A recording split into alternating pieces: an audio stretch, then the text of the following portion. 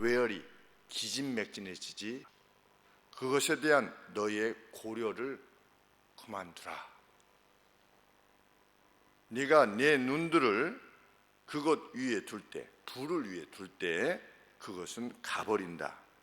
불은 분명 하늘을 향하여 날아가는 독수리같이 날개를 만들기 때문이다. 불을 얻기 위해서 기진맥진하지 말아라. 근심하지 말아라. 어떻게 하면 불을 쌓을 것인가 하는 부분에 대해서 돈을 얻는 것과 불을 얻는 것의 차이를 먼저 생각해 보게 됩니다. 돈이라고 하는 것은 이 땅을 살면서 정말 소중한 것이기 때문에 돈을 얻고자 하는 것과 불을 얻고자 하는 것의 차이는 무엇일까? 돈을 얻기 위한 노력은 이런 것일 수 있겠습니다. 에베소서 4장 28절에 도적질하는 자는 다시 도적질하지 말고 돌이켜 빈궁한 자에게 구제할 것이 있기 위하여 제 손으로 수고하여 선한 일을 하라. 돈을 얻기 위한 노력입니다. 무엇하기 위해서? 선한 목적을 위해서, 다른 사람을 돕기 위한 목적을 가지고 행하는 것, 그것은 돈을 얻기 위한 노력인 줄 압니다. 또 돈을 얻기 위한 또 다른 노력은 이러한 것이 될 것입니다. 시편 128편 2절 말씀처럼 네가 내 손이 수고한 대로 먹을 것이라. 일용할 양식을 위해서 돈을 얻기 위한 노력, 이런 것들은 돈을 얻기 위한 노력일 것입니다. 정당한 노력인 것이지요. 합당한 노력이고, 반면에 기진맥진하기까지의 부함을 얻기 위한 노력은 무엇이냐? 부의 불확실성을 위해서 구하는 것. 부라고 하는 불확실성에 기대기 위해서 돈을 구하는 것, 그것이 부를 위해서 구하는 것입니다.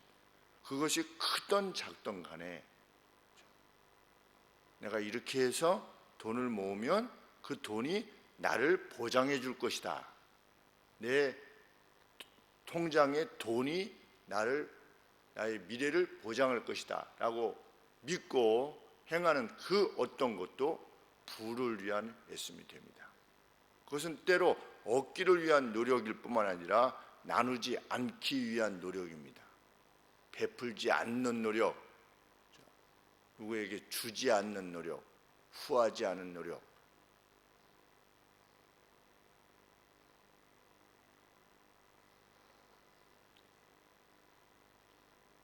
돈이 미래를 결정할 것이다 라고 믿는 가운데서 행해지는 모든 것들은 부를 얻기 위한 노력일 것입니다.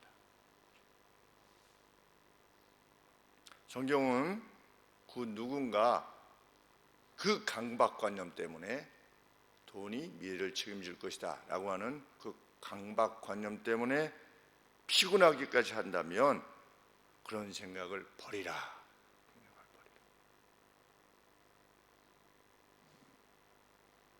자기뿐만 아니라 혹 자기 자녀들이 공부하지 않는 것에 대해서 너 그렇게 하면 나중에 뭘 먹고 살겠냐, 이렇게 말하는 것도 마찬가지입니다. 그렇죠? 너 그래가지고서 취직할 수 있겠어? 돈을 못 벌면 장가나 가겠어? 나중에 잘 살 수 있겠어? 이런 것도 일종의 무엇입니까? 부를 위해서 피곤하기까지 만드는 거죠. 누구를? 자기의 자녀들을. 우리는 그렇게 행하지는 않을 것입니다. 너 그래가지고 나중에 남을 도울 수 있겠어? 이렇게 말해야 되겠죠. 그렇죠? 우리가 우리 자녀들에게 너 혼자 먹고 사는 것은 그렇게 하지 않아도 얼마든지 먹고 살 수 있어. 그렇지만 네가 성실한 노력을 기울여서 어느 일정한 자리에 가지 않고서는 너 쓸 것 가지고도 헤매는 사람이라면 어떻게 남을 도울 수 있겠냐 라고 가르치는 우리 부모가 되어야 될 것입니다.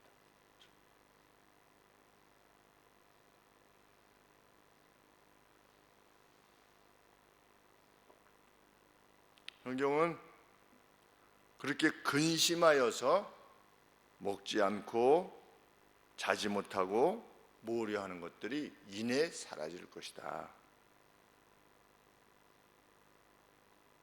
그 애씀이 단지 돈을 목적한다면 마치 새가 절벽 위에 둥지 위로 날아가듯이 돈이 가버리고 말 것이다.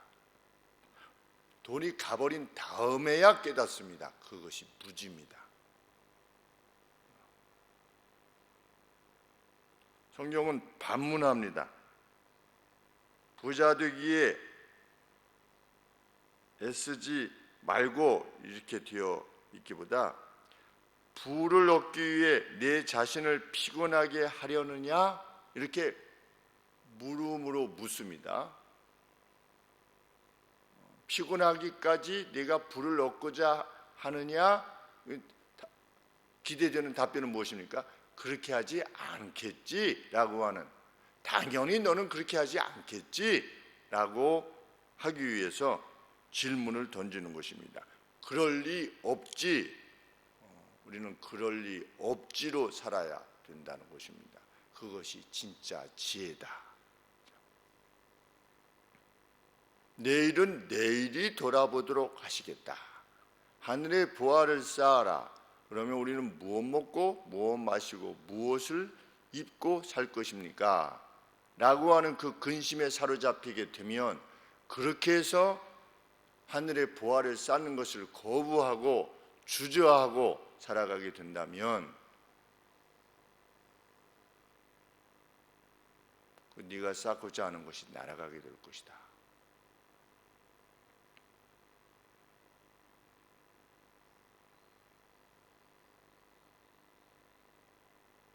어제도 이제 선배 목사님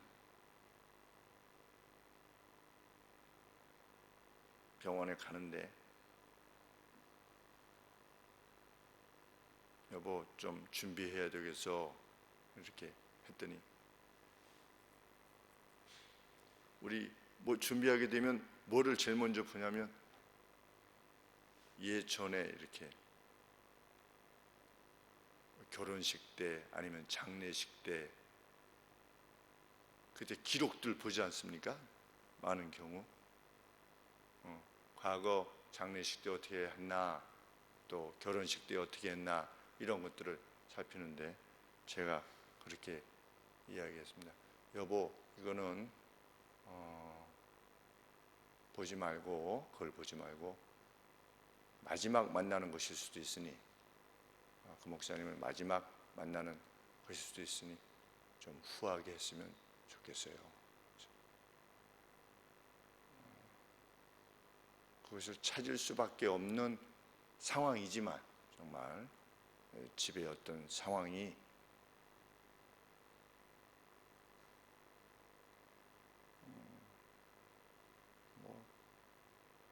후하게 할 수 있으면야 뭐 얼마든지 후하게 할 수 있겠지만, 상황 자체가 그렇게 되지 못할 때는 그것을 물을 수밖에 없는데, 그렇지만 힘을 다해서 그 상황을 넘어서 행하기를 구해보는 것입니다. 붙잡으려 하지 않고 떠나보내는 것입니다. 그것이 조금이라도 위로가 되기를 소원해서 하나님 앞에서 하늘의 보화를 쌓는다는 것은 결코 만만한 것이 아닙니까? 빚을 내서라도 하늘의 보화를 쌓는 것이죠.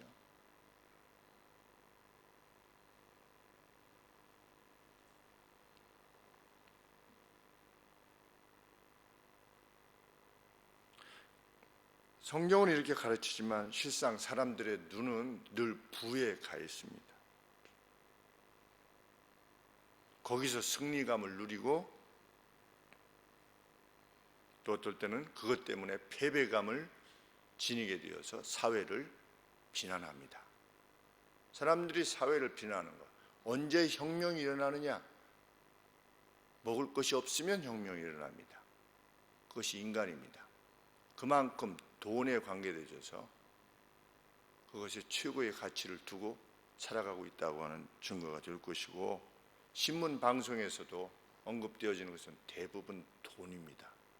돈이 이렇게 돼서 이 사람이 잡혀갔다. 돈이 이렇게 돼서 이 사람이 누구를 도왔다. 누구의 주머니에 돈이 이렇게 들어간단다. 대부분 돈에 관계되어진 내용입니다. 누가 성공했다는 것, 돈에 관계된 것, 누가 잡혀갔다는 것, 돈에 관계된 것, 대부분 그러하지요. 어떻게 하면 돈을 번다더라 하는 돈에 대한 정보, 이런 것들. 사람의 가치도 연봉에 의해서 결정되어지는, 그 선수가 얼마짜리 연봉을 가지고 있느냐, 얼마짜리 사람이냐, 선수냐, 이것도 다 돈과 관계돼서 결정되어집니다.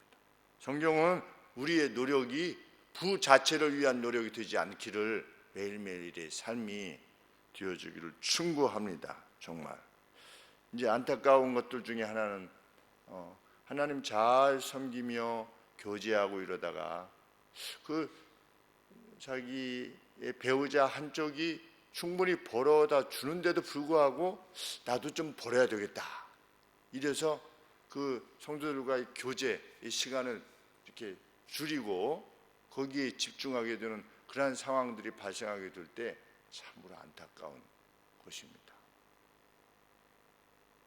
그래서 그 교제의 현장에서, 성도의 교통의 현장에서 떠나게 되는 그런 상황들이 될 때, 그 떠남으로 얻게 되는 그 부가 결코 그 가정을 복되게 하지 못한다고 성경이 가르치는데도 불구하고 그 부의 축적을 위해서 또 행합니다. 그 부의 축적이 자기도 벌어서 그 누군가를 위해서 사용하겠다라고 하는 그런 차원이라면 조금 다를 수 있겠지만, 남편이 그냥 벌어온 것으로 아껴 쓰면 그냥 살 수 있는데 또 벌러 가는 거지. 독수리가 둥지 위로 올라가는 것처럼 올라갈 것이다. 날아가 버릴 것이다. 신약 말씀은 이렇게 말씀하고 있죠. 디모데전서 6장 9절 10절에 부에 대한 집착은 그 과정에서 많은 격통으로, 팽이라 표현을 쓰는데 아주 그냥 격통입니다. 격통으로 그 자신을 찌를 것이다. 부활이 하는 자들아. 오히려 부자됨을 가로막는 것 같이 여겨지는 나눔과 베품에 힘을 쓸 것을 성경은 가르치지. 오히려 그 부를 포기하게 되는 것 같은, 세상이 말하는 그 어리석음을 선택해라. 내일 일을 주 앞에 맡기고, 과거에 우리의 삶이 그러 해 오셨듯이 또 우리 베품과 나눔으로, 참 우리 헌금 생활을 보면 그러합니다. 어떤 가정은 보면 이 항목 저 항목, 구제, 선교, 제가 봬도 야 이렇게 다 나가면 도대체 뭘 가지고 사시나 이럴 정도로 참 힘을 다해서 섬기는 성도들을 이렇게 보면 그 몇 가정들이 있으십니다. 그래서 야 참 보화를 계속 쌓고 계시구나. 자기를 위해서 돈을 쌓는 것이 아니라, 부를 쌓는 것이 아니라 정말 하늘의 보화를 쌓고 계시구나, 이렇게 생각할 때 같이 기뻐하게 됩니다. 자, 우리의 삶이 계속 그렇게 이어지기를 소원합니다. 기도하겠습니다.